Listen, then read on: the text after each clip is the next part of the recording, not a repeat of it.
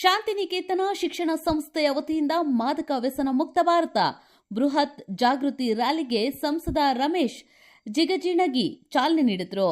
ಶ್ರೀ ಸಿದ್ದೇಶ್ವರ ದೇವಸ್ಥಾನದಿಂದ ಆರಂಭವಾದ ರ್ಯಾಲಿ ಗಾಂಧಿ ಚೌಕ, ಬಸವೇಶ್ವರ ಚೌಕ ಮಾರ್ಗವಾಗಿ ಸಾಗಿ ಬಂದು ಗಗನ್ ಮಹಲ್ ಆವರಣದಲ್ಲಿ ಸಮಾವೇಶವಾಗಿ ಮಾರ್ಪಟ್ಟಿತು. ಇನ್ನು ಇದೇ ವೇಳೆ ಮಾತನಾಡಿದ ಜಿಲ್ಲಾ ಪೊಲೀಸ್ ವರಿಷ್ಠಾಧಿಕಾರಿ ಲಕ್ಷ್ಮಣ್ ನಿಂಬರಗಿ, ದೇಶ ಭವಿಷ್ಯ ಯುವಕರ ಕೈಯಲ್ಲಿದ್ದು ವ್ಯಸನಮುಕ್ತ ಸಮಾಜ ನಿರ್ಮಾಣ ಅವಶ್ಯಕವಾಗಿದೆ. ವ್ಯಸನವು ಸ್ನೇಹಿತರ ಪ್ರಭಾವದಿಂದ ಆರಂಭವಾಗಿ ಮನೆ ಮನೆಗೆ ವ್ಯಾಪಿಸುತ್ತಿದ್ದು, ಯುವಕರು ಡ್ರಗ್ಸ್, ಸಿಗರೆಟ್, ಗುಟ್ಕಾ ಮುಂತಾದ ಹಾನಿಕಾರಕ ಚಟಗಳಿಗೆ ಒಳಗಾಗಬಾರದು ಎಂದು ಈ ವೇಳೆ ಐಎಎಸ್ ಅಧಿಕಾರಿ ಅಭಿಷೇಕ್ ಸೆಹರಾ, ಬುರಾಣ್ಪುರ್ ಸಿದ್ದಾರೂಢ ಆಶ್ರಮದ ಯೋಗೇಶ್ವರಿ ಮಾತಾಜಿ, ಶಾಂತಿನಿಕೇತನ ಶಿಕ್ಷಣ ಸಂಸ್ಥೆಯ ಚೇರ್ಮನ್ ಸುರೇಶ್ ಬಿರಾದರ್ ಸೇರಿದಂತೆ ಇತರರು ಉಪಸ್ಥಿತರಿದ್ದರು. ಆರಂಭ ಆಯಿತು. ಹಾಗೆ ಇಲ್ಲಿಯವರೆಗೆ ನೀವೆಲ್ಲರೂ ಶಾಂತ ರೀತಿಯಿಂದ ಬಂದು ಇಲ್ಲಿ ಕೂತಿರೋದು ತುಂಬಾ ಸಂತಸದ ವಿಷಯ. ಆರಂಭ ಆಗ್ತಾ ಇದೆ. ತಾವೆಲ್ಲರೂ ಕಾರ್ಯಕ್ರಮ ಮುಗಿಯೋವರೆಗೂ ಶಾಂತ ರೀತಿಯಿಂದ ಕೂತ್ಕೋಬೇಕು. ಸಂದೇಶ ಎಲ್ಲ ಜನರಿಗೂ ಇವತ್ತು ಮುಡ್ತು ಅಂತಾನೆ ನಾ ಅನ್ಕೊಂಡಿದ್ದೀನಿ. ಯಾಕಂತಂದ್ರೆ ನಿಮ್ಮಂತ ಸಣ್ಣ ಮಕ್ಕಳು ಈ ಒಂದು ಅಭಿಯಾನದಲ್ಲಿ, ಯಾಕಂದ್ರೆ ಸಣ್ಣ ವಯಸ್ಸಿನಲ್ಲಿಯೇ ಮಕ್ಕಳು ಇಂತಹ ಒಂದು ಅಂಶಗಳನ್ನ ಅಳವಡಿಸಿಕೊಂಡು ಜವಾಬ್ದಾರಿ ಕಾರ್ಯಕ್ರಮವನ್ನ ಮಾಡ್ತಾ ಇದ್ದೀವಿ. ಯಾಕಂದ್ರೆ ನಮ್ಮ ಶಾಂತಿನಿಕೇತನ ಶಿಕ್ಷಣ ಸಂಸ್ಥೆ ಕೇವಲ ಪಠ್ಯಕ್ರಮವನ್ನ, ಸಮಾಜಮುಖಿ ಕಾರ್ಯಕ್ರಮಗಳನ್ನ ಆಯೋಜಿಸಿ ಮಕ್ಕಳ ಸರ್ವಾಂಗೀಣ ಬೆಳವಣಿಗೆಯನ್ನ ಮಾಡ್ತಾ ಇದೆ.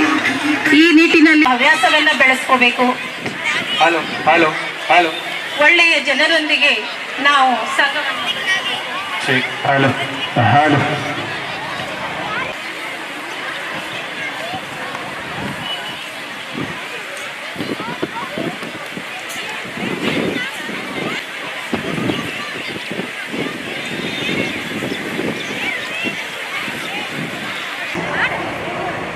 ಮುಂದೆ ಮಾಡಿ ಓದ್ಸ್ ತಗೊಳ್ಬೇಕು. ನೀವೀಗ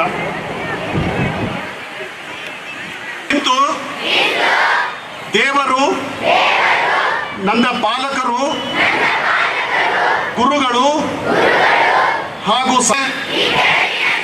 ಪ್ರತಿಜ್ಞೆ ಮಾಡುತ್ತೇನೆ. ನಾನು ಮದ್ಯ, ತಂಬಾಕು ಹಾಗೂ ಇತರ ವ್ಯಸನಕಾರಿ ಪದಾರ್ಥಗಳನ್ನು ಸೇವಿಸುವುದಿಲ್ಲ. ನನ್ನ ಆರೋಗ್ಯ, ನನ್ನ ಕುಟುಂಬದ ಗೌರವ ಮತ್ತು ಸಮಾಜದ ಹಿತವನ್ನು ಕಾಪಾಡುತ್ತೇನೆ. ಮಾದಕ ವ್ಯಸನ ಮುಕ್ತ ಜಾಗೃತ ರ್ಯಾಲಿ ಸಿದ್ದೇಶ್ವರ ದೇವಸ್ಥಾನದಿಂದ ಸ್ಟಾರ್ಟ್ ಆಗಿ ಇವತ್ತು ಗಗನ್ ಮೋಹನದಲ್ಲಿ ಕೊನೆಗೊಂಡಿದೆ. ಈ ಕಾರ್ಯಕ್ರಮದಲ್ಲಿ ಶಾಲೆಯ ಎಲ್ಲ ವಿದ್ಯಾರ್ಥಿನಿಯರು, ಶಿಕ್ಷಕಿಯರು ಮತ್ತು ಸಂಸ್ಥಾಪಕರು ಮತ್ತು ಆಡಳಿತಗಾರರು ಎಲ್ಲರೂ ಕೂಡ ಸೇರಿದ್ದೀರಾ. ಮಾದಕ ದ್ರವ್ಯ ಮುಕ್ತ ಭಾರತ ಅನ್ನೋದು ನಮ್ಮ ಕನಸು. ಆ ಕನಸಿನ ಅಡಿಯಲ್ಲಿ ಪ್ರತಿಯೊಬ್ಬರು ಸಾಗಬೇಕು ಅಂತಂತಂದರೆ ಈ ಹೋರಾಟ ಕೇವಲ ಸಾರ್ವಜನಿಕ ರಸ್ತೆಗಳಲ್ಲಿ ಮಾತ್ರ ಅಲ್ಲ, ಅಥವಾ ಕೇವಲ international day against drug abuse ಅನ್ನುವಂಥ ಒಂದು ದಿನ ಅಲ್ಲ, ಅಥವಾ ಯಾವುದೋ ಒಂದು ದಿನ ನಾವು ಈ ಕಾರ್ಯಕ್ರಮವನ್ನು ಮಾಡಿ ಮುಗಿಸ್ತೀವಿ ಅನ್ನೋದು ಅಲ್ಲ. ಯಾವಾಗ ಸಮಾಜದಲ್ಲಿ ಹೋರಾಟಗಳು ಸಮಾಜಮುಖಿಯಾಗಿ ನಡೆದಿದ್ದಾವೆ, ಆ ಹೋರಾಟಗಳಲ್ಲಿ ನಾವು ಯಶಸ್ಸನ್ನು ಕಂಡಿದ್ದೀವಿ. ಭಾರತ ಶಿಕ್ಷಣದ ಕೊರತೆ, ಅನಕ್ಷರತೆ ಜಾಸ್ತಿ ಇದ್ದಾಗ ಆ ಅನಕ್ಷರತೆಯನ್ನು ಹೋಗಲಾಡಿಸಲು ಅಕ್ಷರತೆಯನ್ನು ತರಲು ಸಾಕಷ್ಟು ಪರಿಶ್ರಮವನ್ನು ಪಡಬೇಕಾಯಿತು. ಎಲ್ಲರಿಗೂ ಶಿಕ್ಷಣ ಅನ್ನೋದು ಒಂದು ಹಕ್ಕು. ಆ ಶಿಕ್ಷಣವನ್ನು ಪ್ರತಿಯೊಬ್ಬ ವ್ಯಕ್ತಿಗೂ, ಪ್ರತಿಯೊಬ್ಬ ಹಳ್ಳಿಗೂ ಕೂಡ ಸಿಗಬೇಕು ಅಂತಂತ ಹೇಳಿ education become the fundamental right to education ಅಂತಂತ ಹೇಳಿ ರಾತ್ರಿ ಶಾಲೆಗಳನ್ನು ತೆಗೆದ್ರು. ಅನಕ್ಷರಸ್ಥರನ್ನು ಅಕ್ಷರಸ್ಥರನ್ನಾಗಿ ಮಾಡೋದಕ್ಕೆ ಪ್ರತಿಯೊಂದು ದಿಲ್ಲಿಯಿಂದ ಹಿಡ್ಕೊಂಡು ಹಳ್ಳಿವರೆಗೂ ಕೂಡ ಹೋರಾಟ ಆಯಿತು. ಅದೇ ರೀತಿ ಆರೋಗ್ಯದ ಕೆಲವು ಸಮಸ್ಯೆಗಳು ಬಂದಾಗ ಪಲ್ಸ್ ಪೋಲಿಯೋ ಆಗಿರ್ಬೋದು, TB ಆಗಿರ್ಬೋದು, ಕೋವಿಡ್ ಆಗಿರ್ಬೋದು, ಇಂಥ ಎಲ್ಲ ಸಮಸ್ಯೆಗಳು ಬಂದಾಗ ಕೂಡ ಯಾವಾಗ ಸಮಾಜ ಅದನ್ನು ಒಂದು ಹೋರಾಟವಾಗಿ ತೆಗೆದುಕೊಂಡಾಗ ಆ ಹೋರಾಟ ಯಶಸ್ವಿಯಾಗಿದ್ದನ್ನ ನಾವು ಕಂಡಿದ್ದೀವಿ. ಈಗ ನೀವು ಪೂರ್ತಿ ಒಂದು 15ರಿಂದ 20 ನಿಮಿಷದ ಒಂದು ಸ್ಕಿಟ್ ಅನ್ನ ನೋಡಿದ್ರಿ. ಆ ಸ್ಕಿಟ್ ಅನ್ನ ನೋಡಿದಾಗ ಗೊತ್ತಾಗುತ್ತೆ, ಯಾಕಂತಂದ್ರೆ ಬೆಳೆಯುವ ಸಿರಿ ಮೊಳಕೆಯಲ್ಲಿ ಅಂತಂತ ಹೇಳಿ ಗಿಡವಾಗಿ ಬಗ್ಗದು ಮರವಾಗಿ ಬಗ್ಗಿತೆ ಅಂತನೂ ಕೂಡ ನಾವು ಹೇಳ್ತೀವಿ. ಯಾಕೆ ಅಂತಂದ್ರೆ ಒಬ್ಬ ಯುವಕ ಆ ಪ್ರೌಢಾವಸ್ಥೆಯನ್ನ ದಾಟಿ ಒಬ್ಬ ನಾಗರಿಕನಾಗಿ ಆ ಸಮಾಜಕ್ಕೆ ಬಂದಾಗ ಅವನಿಗೆ ಸುಮಾರು ಒಂದು 22ರಿಂದ 25 ವರ್ಷ ವಯಸ್ಸಾಗಿರುತ್ತೆ. ಬಟ್ ಆ 22 ವರ್ಷ ಅಂದ್ರೆ ಆತನ ಎಜುಕೇಶನ್ ಮುಗಿಸ್ಕೊಂಡು ಒಂದು ಸಮಾಜದಲ್ಲಿ ನಾಗರಿಕನಾಗಿ ಸೇವೆ ಸಲ್ಲಿಸೋದಕ್ಕೆ ಸ್ಟಾರ್ಟ್ ಮಾಡಿದಾಗ ಆ 20ರಿಂದ 22 ವರ್ಷಗಳ ಕಾಲ ಆತ ಪಾಲಕ ಪೋಷಕರ ಶಿಕ್ಷಣ ಸಂಸ್ಥೆಗಳ ಅಡಿಯಲ್ಲಿ ಬೆಳೀತಾರೆ. ಈಗ ನೀವು ನೋಡಿದಂತ ಸ್ಕಿಟ್ ಅಲ್ಲಿ ಕೂಡ ನೀವು ಸಾಕಷ್ಟನ್ನ ನೋಡಿದ್ರಿ. ಮನೆಯ ಮೊದಲ ಪಾಠಶಾಲೆ, ತಾಯಿಯೇ ಮೊದಲ ಗುರು. ಸೊ ಮನೆಯಲ್ಲಿ ನಾವು ಯಾವ ರೀತಿ ಫೌಂಡೇಶನ್ ಅನ್ನ ಹಾಕ್ತಿವಿ, ಆ ರೀತಿ ಅದು ಗಿಡಕ್ಕೆ ನೀವು ಹೇಗೆ ಗೊಬ್ಬರ ಮತ್ತೆ ನೀರನ್ನ ಹಾಕ್ತೀರಾ, ಅದೇ ರೀತಿ ಕೂಡ ನಾವು ಮನೆಯಲ್ಲಿ ಯಾವ ರೀತಿ ಪೋಷಣೆ ಮತ್ತೆ ಯಾವ ರೀತಿ ಅವರನ್ನ ನಾವು ನೋಡ್ತೀವಿ, ಸಾಕುತ್ತೀವಿ ಅನ್ನೋದು ಬಹಳ ಮ್ಯಾಟರ್ ಆಗುತ್ತೆ. ಅದೇ ರೀತಿ ಕೂಡ ಶಿಕ್ಷಣ ಸಂಸ್ಥೆಗಳದ್ದನ್ನು ಕೂಡ ತಾವು ನೋಡಿದ್ರಿ. ಮಕ್ಕಳು ಕಾಲೇಜಿಗೆ ಹೋಗ್ಬೇಕಾರೆ ಮಾಡ್ಬೇಕಾರೆ ಏನ್ ಮಾಡ್ತಾರೆ ಏನಿಲ್ಲ ಅಂತಂತ ಹೇಳಿ. ನಾನು ಹೇಳೋದು ಏನು ಅಂತಂತಂದ್ರೆ, ಪೊಲೀಸರದು ಒಂದು ಪಾತ್ರ ಬಂತು ಯಾವಾಗ ಅಂತಂತಂದ್ರೆ, ಅವರು ಒಂದು ಪ್ರೌಢಾವಸ್ಥೆಗೆ ಬಂದು ಸಮಾಜದಲ್ಲಿ ಬಂದಾಗ ಅವಾಗ ಪೊಲೀಸರದು ಕೂಡ ಒಂದು ಪಾತ್ರ ಬಂತು. ಬಟ್ ಅಲ್ಲಿವರೆಗೂ ಕೂಡ ಹೆಚ್ಚಿನ ಜವಾಬ್ದಾರಿ, ಅತಿ ಹೆಚ್ಚಿನ ಜವಾಬ್ದಾರಿ ಪಾಲಕರು, ಪೋಷಕರು ಮತ್ತೆ ಶಿಕ್ಷಣ ಸಂಸ್ಥೆಗಳು, ಶಿಕ್ಷಕರು, ವಿದ್ಯಾರ್ಥಿನಿಯರದು ಕೂಡ ಇದರಲ್ಲಿ ಬಹಳಷ್ಟು ಪಾತ್ರ ಇದೆ. ಮಾಧ್ಯಮದ ಪಾತ್ರ ಇದೆ, ಸರ್ಕಾರದ ಪಾತ್ರ ಇದೆ, ಆಡಳಿತದ ಪಾತ್ರ ಇದೆ. ಹಾಗಾಗಿ ಈ ಹೋರಾಟ ಕೇವಲ ಒಂದು ಕ್ಷೇತ್ರಕ್ಕೆ ಮಾತ್ರ ಸೀಮಿತವಾಗಿಲ್ಲ. ಈ ಡ್ರಗ್ ಅಬ್ಯೂಸ್ ಅನ್ನೋದೇನಿದೆ ಅಥವಾ ಈ ಮಾದಕ ವ್ಯಸನ ವಸ್ತುಗಳ ವಿರುದ್ಧ ಏನು ಹೋರಾಟ ಇದೆ, ಇದು ಮನೆ ಮನೆಗೆ ತಲುಪಬೇಕಾಗಿದೆ. ಇದು ಕೇವಲ ಶಾಲೆ ಅಥವಾ ಪೊಲೀಸ್ ಇಲಾಖೆ ಅಥವಾ ಎನ್ಫೋರ್ಸ್ಮೆಂಟ್ ಏಜೆನ್ಸಿಗಳದ್ದು ಕಾರ್ಯ ಅಂತ ನಾವೇನಾದ್ರೂ ತಿಳ್ಕೊಂಡ್ರೆ ಡ್ರಗ್ಸ್ ಮುಕ್ತ ಭಾರತವನ್ನ ಕಟ್ಟೋದು ಬಹಳ ಕಷ್ಟ ಆಗುತ್ತೆ. ಯಾವಾಗ ನಾವು ಈ ಡ್ರಗ್ಸ್ ಮುಕ್ತ ಭಾರತವನ್ನ ಕಟ್ಟಬೇಕು ಅಂತಂದ್ರೆ ಆ ಹೋರಾಟ ಮನೆ ಮನೆಯಲ್ಲಿ ಪ್ರಾರಂಭ ಆಗಬೇಕಾಗುತ್ತೆ. ಅಂದಾಗ ಸಮಾಜ ಪೂರ್ತಿ ಎಚ್ಚೆತ್ತುಕೊಂಡು ಈ ಹೋರಾಟ ಯಶಸ್ವಿ ಆಗಲು 100% ಕಾರಣ ಆಗುತ್ತೆ. ಈ ನೀವು ಡ್ರಗ್ಸ್ ಇಂದ ಆಗುವಂತ ಪರಿಣಾಮಗಳನ್ನ ನೋಡಿದ್ರಿ. ಕೌಟುಂಬಿಕ ವ್ಯವಸ್ಥೆಗಳನ್ನ ಅಲ್ಲೋಲ ಕಲ್ಲೋಲಗಳನ್ನಾಗಿ ಮಾಡುತ್ತೆ. ವಿದ್ಯಾರ್ಥಿನಿಯರ ಮಾನಸಿಕ ಮತ್ತು ದೈಹಿಕ ಒತ್ತಡಗಳ ನಡುವೆ ಅವರ ಆರೋಗ್ಯದ ಮೇಲೂ ಕೂಡ ಕೆಟ್ಟ ಪರಿಣಾಮಗಳನ್ನ ಬರುತ್ತೆ. ಶೈಕ್ಷಣಿಕ ವರ್ಷ ಆಗಿರ್ಬೋದು, ಅವರ ಶಿಕ್ಷಣ ಆಗಿರ್ಬೋದು ಕೂಡ ಪರಿಣಾಮ ಬೀಳುತ್ತೆ. ಅದರಿಂದ ಸಮಾಜದ ಸ್ವಾಸ್ಥ್ಯ ಆಗಿರ್ಬೋದು, ದೇಶದ ಆರ್ಥಿಕತೆಗೂ ಕೂಡ ಧಕ್ಕೆ ಬರುತ್ತೆ. ಆಂಟಿ ನ್ಯಾಷನಲ್ ಫೋರ್ಸಸ್ಗಳು ಏನಿರ್ತವೆ, ಈ ಮಾದಕ ವಸ್ತುಗಳನ್ನ ಮಾರಿ ಅದರಿಂದ ಬರುವಂತ ಹಣವನ್ನ ದೇಶದ್ರೋಹ ಚಟುವಟಿಕೆಗಳಲ್ಲಿನೂ ಕೂಡ ಅದನ್ನ ಬರೆಸುವಂತ ಎಲ್ಲ ಸಾಧ್ಯತೆಗಳನ್ನ ನಾವು ನೋಡ್ತಾ ಇದ್ದೀವಿ. ಹಾಗಾಗಿ ಒಬ್ಬ ಮಹಾನ್ ವ್ಯಕ್ತಿ ಹೇಳ್ತಾನೆ ಏನು ಅಂತಂತಂದ್ರೆ, ಇಂದಿನ ಯುಗದಲ್ಲಿ 21ನೇ ಶತಮಾನದಲ್ಲಿ ನೀವು ಯಾವ್ದಾದ್ರು ಒಂದು ದೇಶದ ವಿರುದ್ಧ ಹೋರಾಡಬೇಕು ಅಂತಂತಂದ್ರೆ ಗನ್ನು ಅಥವಾ ನಾನು ಜೆಟ್ ವಿಮಾನಗಳನ್ನ ಆಗಿರ್ಬೋದು ಅಥವಾ ನಾನು ಮಿಲಿಟರಿ ಇಕ್ವಿಪ್ಮೆಂಟ್ಸ್ ಗಳನ್ನ ಇಟ್ಟುಕೊಂಡು ಯುದ್ಧ ಮಾಡುವಂತ ಸಾಧ್ಯತೆಗಳು, ಅವಶ್ಯಕತೆಗಳು ಈಗಿನ ಕಾಲದಲ್ಲಿ ಕಂಡು ಬರೋದಿಲ್ಲ. ಆ ದೇಶದ ಯುವ ಪರಂಪರೆಯನ್ನ, ಯುವ ಶಕ್ತಿಯನ್ನ, ಸಂಸ್ಕೃತಿಯನ್ನ ಹಾಳು ಮಾಡಿದ್ರೆ ಸಾಕು ಅಂತಂತೇಳಿ. ವಿತಿನ್ 1 ಜನರೇಷನ್ ಆ ದೇಶದ ಭವಿಷ್ಯ ಹಾಳಾಗತ್ತೆ ಅಂತಂತೇಳಿ. ಹಾಗಾಗಿ drugs is the one of the weapon to the our anti national elements. ಹಾಗಾಗಿ ಇದರ ವಿರುದ್ಧ ಹೋರಾಟ ಕೇವಲ ಶಾಲೆ, ಶಿಕ್ಷಣ ಸಂಸ್ಥೆ ಅಥವಾ ಸರ್ಕಾರ ಇಲಾಖೆಗಳಿಗೆ ಮಾತ್ರ ಸೀಮಿತ ಆಗಬಾರದು. ಈ ಹೋರಾಟ ಮನೆಗಳಲ್ಲಿ ಮತ್ತು ಮನಮನಗಳಲ್ಲಿನೂ ಕೂಡ ಮುಟ್ಟಬೇಕಾಗುವಂತ ಒಂದು ಅವಶ್ಯಕತೆ ಇದೆ. ಈ ಹಿನ್ನೆಲೆಯಲ್ಲಿ ಸಾಕಷ್ಟು ಕ್ರಮಗಳನ್ನ ಪೊಲೀಸ್ ಇಲಾಖೆ ಆಗಿರ್ಬೋದು, ಸರ್ಕಾರನೂ ಕೂಡ ತೆಗೆದುಕೊಂಡಿದೆ. ಸೊ ಪ್ರತಿ ಕರ್ನಾಟಕ ಸ್ಟೇಟ್ ಪೊಲೀಸ್ ಆ್ಯಪ್ ಅನ್ನು ಇದೆ, KSP ಆ್ಯಪ್ ಅಂತ ಇದೆ. ಆ ಆ್ಯಪ್ ಅಡಿಯಲ್ಲೂ ಕೂಡ ಸಾರ್ವಜನಿಕವಾಗಿ ಮಾರುವಂಥದ್ದಾಗಿರ್ಬೋದು, ಟ್ರಾನ್ಸ್ಪೋರ್ಟ್ ಮಾಡೋದಾಗಿರ್ಬೋದು, ಸಾಗಾಣಿಕೆ ಮಾಡೋದಾಗಿರ್ಬೋದು, ಕಲ್ಟಿವೇಶನ್ ಮಾಡೋದಾಗಿರ್ಬೋದು, ಈ ಎಲ್ಲವನ್ನು ಕೂಡ ಬ್ಯಾನ್ ಇದೆ. ಇದಕ್ಕೆ ಸಾಕಷ್ಟು ಕಠಿಣ ಕಾನೂನು ಕ್ರಮಗಳನ್ನು ಕೂಡ ಇದೆ.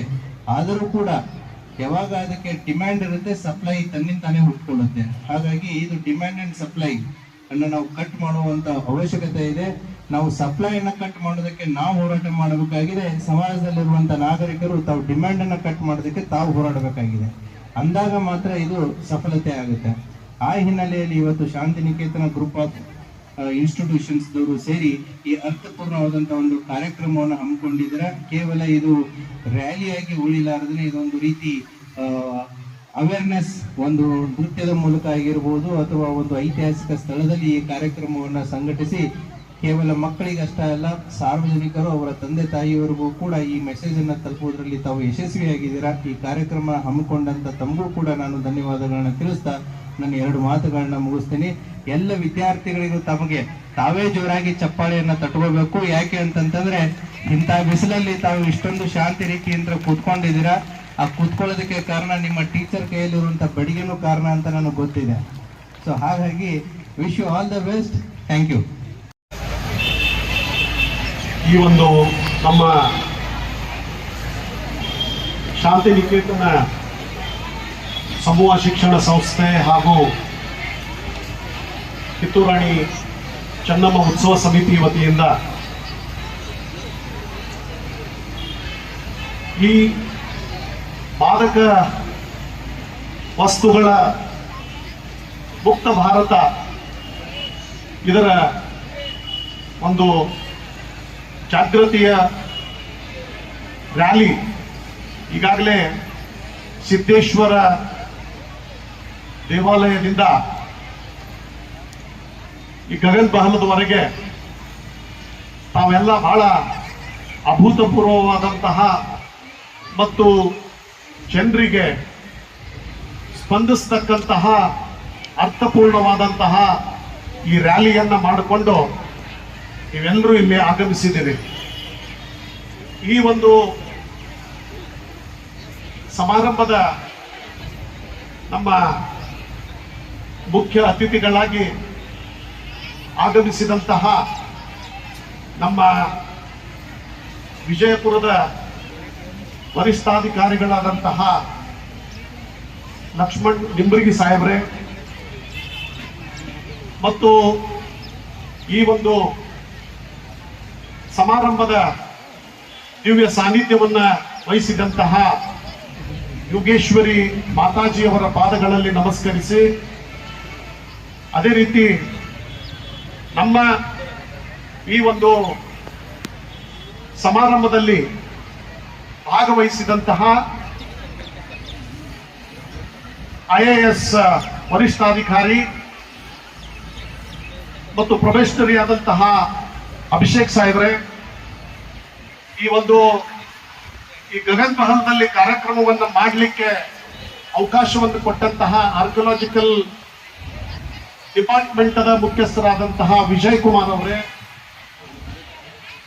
ಮತ್ತು ಈ ಒಂದು ಶಾಂತಿನಿಕೇತನ್ ಸಂಸ್ಥೆಯ ಅಧ್ಯಕ್ಷರಾದಂತಹ ಶೀಲಾ ಬಿರಾದಾರ್ ಅವರೇ, ಕಿತ್ತೂರು ರಾಣಿ ಚೆನ್ನಮ್ಮ ಉತ್ಸವ ಸಮಿತಿಯ ಪ್ರಧಾನ ಕಾರ್ಯದರ್ಶಿಗಳು ಆತ್ಮೀಯರಾದಂತಹ ಹನುಮಂತ ಸಾರವಾಡ್ ಅವರೇ, ಶಾಂತಿನಿಕೇತನ ಶಿಕ್ಷಣ ಸಂಸ್ಥೆ ವತಿಯಿಂದ ವ್ಯಸನ ಮುಕ್ತ ಭಾರತ ಈ ಒಂದು ಅವೇರ್ನೆಸ್ ಅನ್ನ ಕೊಡಬೇಕು ಅಂತ ಹೇಳಿ ಏನು ಈ ರ್ಯಾಲಿಯಲ್ಲಿ ತಾವೆಲ್ಲರೂ ಭಾಗವಹಿಸಿದಿರಿ. ಇದು ನಿಜವಾಗಿಯೂ ಬಹಳ ಅರ್ಥಪೂರ್ಣವಾದಂತಹ ಒಂದು ರ್ಯಾಲಿ ಆಗಿತ್ತು ಅಂತೇಳಿ ಹೇಳಲಿಕ್ಕೆ ಬಯಸ್ತಾ ಇದ್ದೇನೆ. ಶಾಂತಿನಿಕೇತನ ಯಾವಾಗಲೂ ಸಮಾಜಕ್ಕೆ ಯಾವ ಒಂದು ಅವಶ್ಯಕತೆ ಇದ್ದಾಗ ಅಂತಹ ಸಮಸ್ಯೆಗಳಿಗೆ ಸ್ಪಂದನೆ ಮಾಡತಕ್ಕಂತಹ ಒಂದು ಕಾರ್ಯವನ್ನ ನಾವು ಯಾವಾಗಲೂ ಮಾಡ್ತಾ ಬಂದಿದ್ದೀವಿ. ಇವತ್ತು ಈ ಒಂದು ವ್ಯಸನ ಅಂತಕ್ಕಂಥದ್ದು ಇವತ್ತ ಪ್ರತಿಯೊಂದು ಮನೆ ಒಳಗ ಸೇರಿಕೊಂಡು ಬಿಟ್ಟದ. ಮೊದಲಿಗೆ ಅದಕ್ಕೇನೆ ನಮ್ಮ ಪ್ರಧಾನಮಂತ್ರಿಗಳಾದಂತಹ ನರೇಂದ್ರ ಮೋದಿಜಿಯವರು ಯುವಕರನ್ನ ಈ ವ್ಯಸನದಿಂದ ಉಳಿಸ್ಬೇಕು, ವ್ಯಸನದಿಂದ ಯಾಕಂದ್ರೆ ರಕ್ಷಣೆ ಮಾಡತಕ್ಕಂಥದ್ದು ಬಹಳ ಒಂದು ದೊಡ್ಡ ಜವಾಬ್ದಾರಿ ಯುವಕರನ್ನ. ಯಾಕಂದ್ರೆ ಇವತ್ತು ಈ ದೇಶ ಇದು ಒಂದು ಗಟ್ಟಿಯಾಗಿ ಅಭಿವೃದ್ಧಿಯನ್ನು ಹೊಂದಬೇಕು, ಬೆಳಿಬೇಕಪ್ಪ ಅಂತಂದ್ರೆ ಯುವ ಶಕ್ತಿ ಬಹಳ ಇಂಪಾರ್ಟೆಂಟ್. ಅದಕ್ಕೆ ಇದನ್ನ ನರೇಂದ್ರ ಮೋದಿಜಿಯವರು ಆಗಸ್ಟ್ 15, 2020 ಈ ಒಂದು ಏನೋ ವ್ಯಸನ ಮುಕ್ತ ಭಾರತಕ್ಕೆ ಕರೆ ಕೊಟ್ಟರು. ಹೀಗಾಗಿ ಕರ್ನಾಟಕದೊಳಗೂ ಕೂಡ ಇವತ್ತ ಈ ವ್ಯಸನ ಮುಕ್ತ ಕರ್ನಾಟಕಕ್ಕೆ ಆಗಸ್ಟ್ 1 ನಾವು ಆಚರಣೆ ಮಾಡ್ತೀವಿ. ಇದು ಅಂತಾರಾಷ್ಟ್ರೀಯ ಒಂದು ದಿನಾಚರಣೆ 26ನೇ ತಾರೀಕಿಗೆ ಮಾಡ್ತೀವಿ. ಸೊ ಅದಕ್ಕೆ ಇವತ್ತು ಈ ಒಂದು ಮಾದಕ ವಸ್ತುಗಳ ಒಂದು ಹಾವಳಿ ಏನದ ಇದು ಇಡೀ ಜಗತ್ತಿನೊಳಗನ ಒಂದು ಸಮಸ್ಯೆ ಆಗಿದೆ. ಹೀಗಾಗಿ ಈ ಒಂದು ಅವೇರ್ನೆಸ್ ಕೊಡಬೇಕಾಗಿದ್ದು ಬಹಳ ಮುಖ್ಯವಾದಂತಹದ್ದು. ಮತ್ತು ಪ್ರಾರಂಭದೊಳಗ ನಿಮ್ಮ ಸ್ನೇಹಿತರೊಡನೆ ಅದು ಪ್ರಾರಂಭ ಆಗ್ತದೆ. ಏನೂ ಆಗುವುದಿಲ್ಲ, ಸ್ವಲ್ಪ ಸೇವನೆ ಮಾಡಿದರೆ ಅಂತ ಹೇಳಿ ನಿಮ್ಮ ಸ್ನೇಹಿತರೇ ಪ್ರಚೋದನೆಯನ್ನು ಕೊಡ್ತಕ್ಕಂಥದ್ದು. ಸೊ ಇದಕ್ಕೆ ತಾವು ಬಲಿಯಾಗಬಾರದು ಅಂತಕ್ಕಂಥದ್ದು. ಯಾಕಂದ್ರೆ ಇವತ್ತ ಮೊದಲಿಗೆ ಅಲ್ಪ ಪ್ರಮಾಣದೊಳಗೆ ಪ್ರಾರಂಭವಾದಂತಹ ಈ ನಶೆ ಪದಾರ್ಥದ ಸೇವನೆ ನಂತರದೊಳಗೆ ಒಂದು ಜೀವನವನ್ನೇ ಅದು ಹಾಳು ಮಾಡಿ ಹೋಗ್ತದೆ. ಮನೆಯವರಿಗೆ ತೊಂದರೆ ಆಗ್ತದೆ, ಮನೆಯಲ್ಲಿರ್ತಕ್ಕಂತಹ ಎಲ್ಲರಿಗೂ ಸಮಸ್ಯೆ ಆಗ್ತದೆ, ತಂದೆ ತಾಯಿಯರಿಗೆ ಪಾಲಕರಿಗೆ ಸಮಸ್ಯೆ ಆಗ್ತದೆ.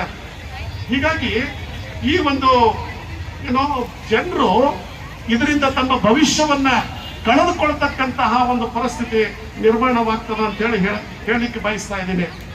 ಇಲಾಖೆ ಸಾಕಷ್ಟು ಪ್ರಯತ್ನವನ್ನ ಮಾಡ್ತಾ ಇದೆ ಮತ್ತು ಇಂತಹ ಡ್ರಗ್ಸ್ ಏನು ಸಿಕ್ಕಾಗ ಅನೇಕ ಸಂದರ್ಭದೊಳಗೆ ಇಲಾಖೆಗಳು ಅದನ್ನು ಜಪ್ತಿ ಮಾಡತಕ್ಕಂತಹ ಕೆಲಸವನ್ನು ಕೂಡ ಮಾಡ್ತಾ ಇದೆ. ಇತ್ತೀಚೆಗೆ ಸುಮಾರು 150 ಕೋಟಿಯ ಒಂದು ಡ್ರಗ್ಸ್ ಅನ್ನ, ಅದು ಸಿಂಥೆಟಿಕ್ ಡ್ರಗ್ಸ್ ಆಗಿರ್ಬೋದು ಅಥವಾ ಇದು ಗಾಂಜಾ ಆಗಿರ್ಬೋದು, ಇದನ್ನು ಪೊಲೀಸ್ ಇಲಾಖೆಯವರು ಅದನ್ನ ಸೀಸ್ ಮಾಡಿದ್ದು ಅದು ನಿಜವಾಗಿಯೂ ಶ್ಲಾಘನೀಯವಾದಂಥದ್ದೇ. ಇವತ್ತ ಸಮಾಜ ಸುರಕ್ಷಿತವಾಗಿರ್ಬೇಕು, ಸಮಾಜದೊಳಗೆ ಶಾಂತಿಯನ್ನ ನೆಲೆಯೂರಿರಬೇಕು ಅಂತಂದ್ರೆ ಪೊಲೀಸ್ ಇಲಾಖೆಯ ಒಂದು ಪಾತ್ರ ಎನ್ನುವುದು ಬಹಳ ಮುಖ್ಯವಾಗಿದೆ. ಹೀಗಾಗಿ ಇಲ್ಲಿ ನಮ್ಮ ವಿಜಯಪುರದೊಳಗೆ ನಾನು ಈ ಸಂದರ್ಭದೊಳಗೆ ನಮ್ಮ SP ಸಾಹೇಬರು ಇಲ್ಲೇ ಬಂದಿದ್ದಾರೆ ಮತ್ತು ಪ್ರೊಬೇಷನರಿ IAS ನಮ್ಮ ಅಭಿಷೇಕ್ ಸಾಹೇಬರು ಇಲ್ಲೇ ಇದ್ದಾರೆ. ನಾನು ಅವರಲ್ಲಿ ವಿನಂತಿಸಿಕೊಳ್ಳೋದಿಷ್ಟೇ, ಈ ಒಂದು ಡ್ರಗ್ಸ್ ವಿಷಯದೊಳಗೆ ಅದು ಮದ್ಯಪಾನ ಆಗಿರ್ಬೋದು, ಸಿಗರೇಟ್ಸ್ಗಳಾಗಿರ್ಬೋದು, ಗಾಂಜಾ ಆಗಿರ್ಬೋದು, ಯಾವುದೇ ಆಗಿರ್ಬೋದು, ಈ ವಿಷಯದೊಳಗೆ ಪೊಲೀಸ್ ಇಲಾಖೆಯವರು ಬಹಳ ಗಟ್ಟಿಯಾದಂತಹ ಒಂದು ನಿರ್ಧಾರವನ್ನ ತೆಗೆದುಕೊಂಡಿದ್ದೆ. ಆದ್ರೆ ಇಲ್ಲಿ ಒಂದು ಬಿಜಾಪುರ ಈ ಒಂದು ಮಾದಕ ದ್ರವ್ಯಗಳಿಂದ ಮುಕ್ತಿಯನ್ನು ಪಡಿಲಿಕ್ಕೆ ಸಾಧ್ಯ ಆಗ್ತದೆ. ಅದನ್ನ ನಮ್ಮ ನಿಂಬರ್ಗಿ ಸಾಹೇಬರ ನೇತೃತ್ವದೊಳಗೆ ಪೊಲೀಸ್ ಇಲಾಖೆ ಇದು ಡೆಫಿನೆಟ್ಲಿ ಮಾಡ್ತದೆ ಅಂತಕ್ಕಂತಹ ಒಂದು ವಿಶ್ವಾಸವನ್ನ ಈ ಸಂದರ್ಭದಲ್ಲಿ ವ್ಯಕ್ತಪಡಿಸಲಿಕ್ಕೆ ಬಯಸ್ತೀನಿ. ಯಾಕಂದ್ರೆ ಎಷ್ಟೆಷ್ಟೋ ಇವತ್ತು ನೀವು ನೋಡ್ತಾ ಇದ್ದೀರಿ, ನಮ್ಮ ಬಿಜಾಪುರದೊಳಗೆ ಎಂತಿಂತ ಘಟನೆಗಳನ್ನ ಪೊಲೀಸ್ ಇಲಾಖೆಯವರು ಪತ್ತೆ ಹಚ್ಚಿದ್ದಾರೆ. ಎಲ್ಲೆಲ್ಲಿ ಕೆಲವೊಂದು ಹಣ ಕಳ್ಳತನ ಮಾಡಿದ್ರೆ, ಎಲ್ಲೆಲ್ಲಿ ಕೆಲವೊಂದು ಸಂದರ್ಭದೊಳಗೆ ಏನಾದರೂ ಅಹಿತಕರ ಘಟನೆಗಳು ನಡೆದಿದ್ರೆ ಇಮಿಡಿಯೇಟ್ಲಿ ಸ್ಪಂದನ ಮಾಡಿ ಆ ಆರೋಪಿಗಳನ್ನು ಬಂಧಿಸತಕ್ಕಂತ ಕೆಲಸವನ್ನ ನಮ್ಮ ಪೊಲೀಸ್ ಇಲಾಖೆಯವರು ನಮ್ಮ ನಿಂಬರ್ಗಿ ಸಾಹೇಬರ ನೇತೃತ್ವದೊಳಗೆ ಮಾಡಿದ್ದಾರೆ ಅಂತಂದ್ರೆ ಬಹಳ ಹೆಮ್ಮೆಯ ವಿಷಯನೇ. ಹೀಗಾಗಿ ಇವತ್ತ ನಾವೆಲ್ಲರೂ ಒಂದು ಬಹಳ ಮುಖ್ಯವಾದಂತಹ ಒಂದು ಪ್ರತಿಜ್ಞೆಯನ್ನು ಕೂಡ ತೆಗೆದುಕೊಳ್ಳಬೇಕಾಗ್ತದೆ.